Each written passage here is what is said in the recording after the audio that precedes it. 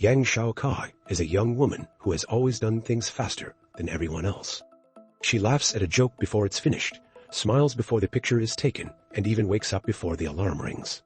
Now that she's an adult, she works at the post office, a rather dull and boring job. Every day she sees a Tai, a man who sends a letter daily and for some reason won't just buy stamps and drop letters in the mailbox instead of waiting in line. When Xiao Chi asks him about this, he doesn't answer because he never speaks when he visits. She also has a rather sad life. Her job doesn't pay well, so she lives in a small apartment with noisy neighbors. She buys the basics at a shop just to get free soup. And she takes postcards from undelivered mail and posts photos of them online to pretend she's traveled. Her only follower is a person called Amy, who likes all her posts. One afternoon, after work, she's walking through the park when she sees a man, Liu Wensen, teaching a group of women how to dance. Keeping her distance, she starts copying the moves, but Wensen sees her and drags her to join the group so they can all dance together. Xiao Chi has a lot of fun, but when class ends, she tries to sneak away, only to have Wensen follow her to chat. He explains his park classes are free and gives her his card while praising her natural beauty. In return, Xiao Chi tells him about her job at the post office, and Wensen promises to visit her there soon.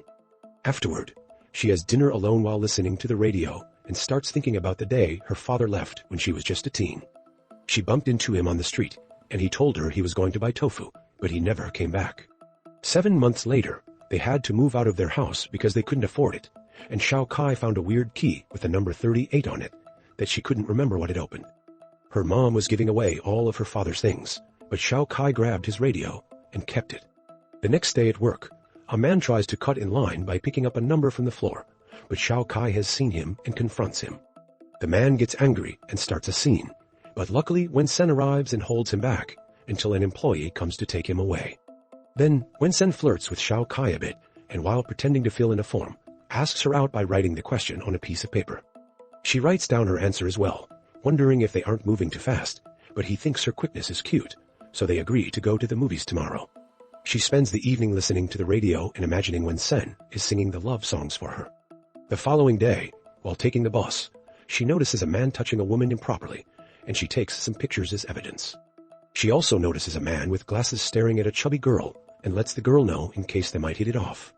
Wensen visits her at work again and brings her a homemade lunch, which is a treat she rarely has, and she almost cries at how delicious it is. After work, they take a taxi to the movies, and afterward, they chat about their plans for Valentine's Day, which is tomorrow. Xiao Chi explains she's never celebrated it, and Wensen tells her he doesn't have plans either. He used to have a girlfriend who died of leukemia, and now he spends most of his time visiting the orphanage where he grew up. There's one little girl who urgently needs a heart transplant, but it's incredibly expensive. Xiao Chi gets an idea to help. The city is running a teamwork competition on Valentine's Day with a prize of $200,000 and a pair of plane tickets. Wensen agrees to enter with her, and they spend the rest of the evening practicing the games they'll have to play. To return home, they take the bus instead of a taxi, which is empty except for them. The pair holds hands and even tries to kiss, but at that moment, the bus driver suddenly slams on the brakes, making them flinch and ruining the mood. Back in her apartment, Xiao Chi starts choosing her outfit and calls the radio to tell the host all about her Valentine's plans. In the morning, she puts on the cute outfit she prepared and takes the bus, which is quite crowded. There, she sees the glasses man and the chubby girl from the day before going on a date, and next to her sits the creepy man, who is about to touch her inappropriately. But suddenly, Xiao Chi blinks and finds herself back in bed in the morning, still wearing the cute outfit. Her skin is red from sunburn, and there's sand in her shoes. She'll have to think about this later because she doesn't want to be late for the competition. She takes the bus and finds it strangely empty, except for a few people. When she arrives at her destination, the place is also empty. After asking around, she discovers it's Monday, not Sunday, and Valentine's Day has already passed. Since everyone says it's Monday, Xiao Chi rushes to work, where a Tai brings a heavier than usual letter. His face is swollen with a wound, his eyes black and blue, and this time he actually speaks, telling her thanks and goodbye. After work, she goes to the park to find Wensen, but his students tell her they haven't seen him. Unaware of the news reports of strange Valentine's Day events like a woman teleporting off a bus, Xiao Chi goes to the police station to report her missing day, but they don't take her seriously.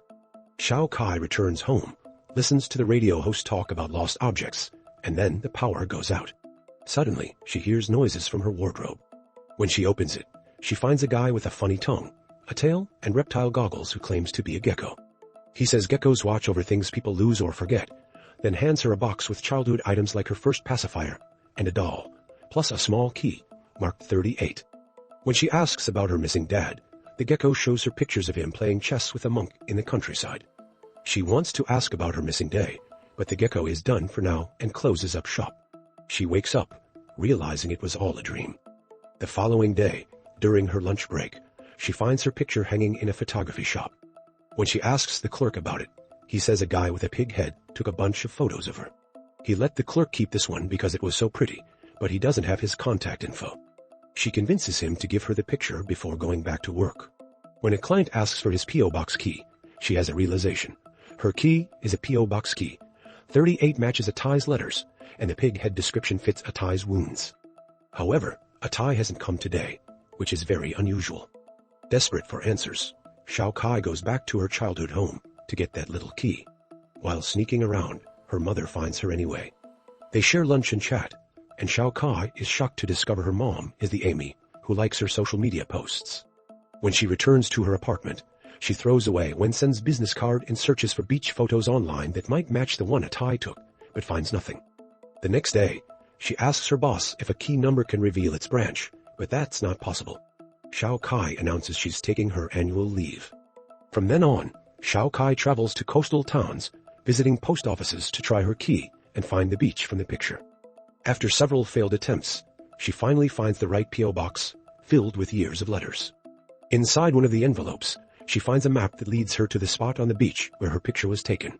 She sits on the sand and opens the envelope with the latest date, finding a letter saying it will be the last one, and many photographs. This was the extra heavy letter he brought the last time she saw him. As she begins to read the letters, Xiao Chi finally remembers that she knew Atai as a child. The story rewinds to the beginning, this time from Atai's perspective. Photography is his hobby, but more importantly, people call him Turtle, because he suffers the opposite problem of Xiao Chi. He's slower than everyone. Nobody wanted to play with him at school. He can't catch mosquitoes, and even his watch runs slower than the official time. Because of this, he's become a bus driver, where the low speed limit lets him drive without stress. The reason why he goes to the post office daily is because of Xiao Chi, a girl he met as a child, but who doesn't remember him now. Years after they last saw each other as kids, he met her again by chance on a bus in high school. He started taking the same bus daily to see her, and even waited outside her school, but she never noticed him. He never got the courage to talk to her, and one day she simply moved away. Again, he didn't see her for years until he was an adult and got a job. It turns out Xiao Chi takes the bus Atai drives, so he asks his uncle, who is also his boss for the afternoon shift, so he can see her daily. He also starts going to the post office to send letters, instead of using the mailbox just to see her. He would take extra queue numbers so he could wait for the one she calls for next. He's there when Wen Sen starts visiting Xiao Chi, sees them flirt, and even notices the scrap of paper where they agree to go to the movies. Feeling down, Atai leaves and finds Wen Sen on the street, talking on the phone and saying, "I love you," to someone, even mentioning lounging in bed all day. Suspicious, Atai starts following Wen Sen and discovers he already has a lover, a woman who occasionally cooks for him. The lunch the woman gives him is the same one he later gifts to Xiao Chi, which Atai witnesses. When he sees the two going out together, Atai pretends his bus engine is faulty and makes all passengers leave. He then follows Xiao Chi and Wen Sen on their date, even entering the movie theater with them. His stalking is interrupted when his uncle calls, demanding he move the bus before the police tow it. Atai rushes back to his vehicle and gets the police officer to leave, again using the excuse of a bad engine. As he sits behind the wheel ready to go, Wen Sen and Xiao Chi suddenly board the bus, since this is the line that takes them home.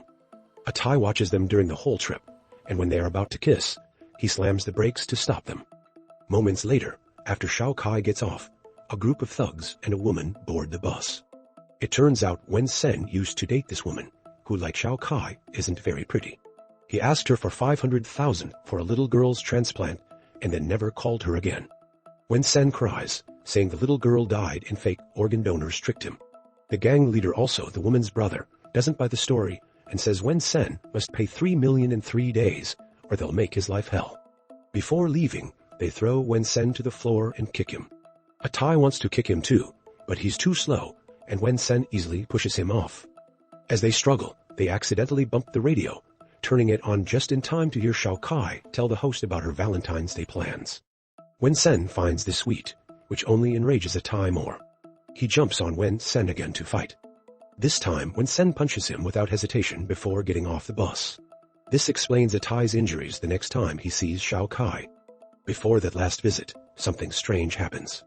After fighting Wen Sen, a Tai parks the bus and sleeps there. When he wakes up, he's surprised to catch a mosquito. Then he notices something peculiar. Everything around him is frozen in time. People, animals, even plants, and the wind, nothing moves except him. His uncle doesn't answer his phone either. After looking around and confirming nobody can move or even notice him, he steals a bicycle to search for Xiao Chi, who is at the bus about to be touched by the creepy man. A Tai moves the man's hand away, turns every passenger's head toward the windows, and then forces the driver out so he can drive the bus. He promises Xiao Chi to take her somewhere special. He then starts to tell Xiao Chi their childhood story. They met during a holiday weekend in Taikang, and both were injured in a car crash where a Tai lost his parents. They were sent to the same hospital room, chatting a lot and keeping each other company. Since Xiao Kai's injuries were less serious, she left the hospital first, but they promised to write to each other. A Tai wasn't sure where he'd live yet, so he gave Xiao Chi one of his father's P.O. box keys for her letters. He wrote her often after she left and checked the box once he could. He found 2 letters from Xiao Chi, but also all of his own, meaning she lived too far away to pick them up. He never stopped writing, even without replies, because thinking about her and who she'd become helped him cope with losing his parents. A Tai drives the bus to where they met and takes Xiao Kai's frozen body to the beach, posing her for many pictures. They only head back when the sun starts to set. On the road, a Tai is shocked to find another person who can move, Xiao Kai's father. After boarding the bus, he explains it's not the first time the world has stopped for him for a full day. Xiao Kai's father, like a Tai, is a slow mover. Their lives are like savings accounts. Interest adds time, giving them an extra day. Xiao Chi, being quick, loses a day. This explains why she's later on the news as the disappearing bus girl. He confesses that the day he abandoned his family, he was actually going to jump off a building when the world first stopped for him. After those 24 hours, he decided he couldn't live in such a world, so he left to travel, doing odd jobs while searching for himself, which he still hasn't found. When it's time for Xiao Kai's father to get off, the monk from her photos picks him up. The man asks a Tai a favor, to buy Xiao Kai the tofu he promised 10 years ago. A Tai agrees, then takes a picture of Xiao Kai and her father together. Afterward, he takes Xiao Kai back to her apartment, puts her on her bed, and after a few failed attempts, kisses her forehead instead. He draws the map and writes the last letter later sent in the heavy envelope before leaving. After this, he accepts it's time to let go. That's why he says goodbye to her at the post office when sending the last letter. As he leaves, a truck hits a Tai. A year later, Xiao Kai has transferred to the post office with P.O. Box 38, but no letters have come since the incident. She expects another lonely Valentine's Day, but is surprised by a visitor, a Tai, walking with crutches. Xiao Kai begins crying the moment she sees him, and gets even more emotional when she sees he's brought her a letter. He's also brought her father's requested tofu. They agree to get lunch after work, and a Tai begins to cry as well.